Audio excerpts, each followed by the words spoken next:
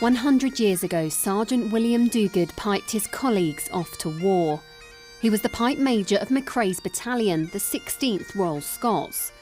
The volunteer soldiers, some of them famous footballers, had been raised in a matter of days by Sir George McCrae. But in 1916, 3/4 of the battalion's men were killed on the first day of the Battle of the Somme. Pipers and musicians had to carry their friends out of no man's land.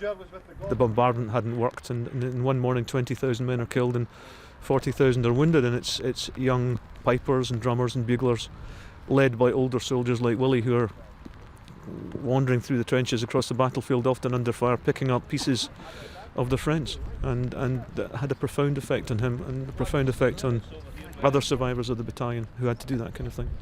And I don't think he ever really recovered from it. Sergeant Duguid was a remarkable soldier, a Gordon Highlander who fought at the heights of Dargai and in the Boer War.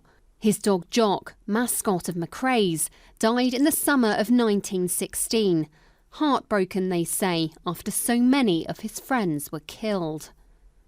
Duguid himself survived the First World War, but it left him and his family in dire straits. He was buried in 1929 in an unmarked grave in Piershill cemetery. Unfortunately, obviously, there was no opportunity for the family to mark the grave when he died. And like a lot of things in the post-war period, even that little while after it, things seemed to get lost in the noise. However, it was picked up and it took a little bit of time and effort, and a lot of historical background work was done by a lot of people. And today, that grave, the tablet marking his grave, is the culmination of lots of years of hard work and effort to find out where Dougie was actually buried. After nearly 9 decades, time to right a wrong. The McCrae's Battalion Trust have been fundraising for this memorial, a proper tribute to an extraordinary man.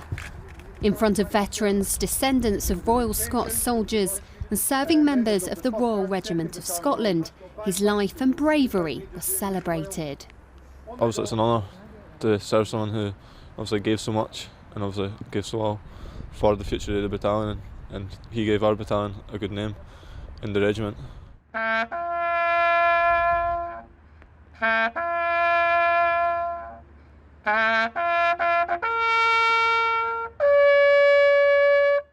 With this memorial, the brave life of an old soldier will constantly be remembered, but it's also about remembering the history of McCrae's Battalion as we look forward to the 100th anniversary of the Battle of the Somme this summer.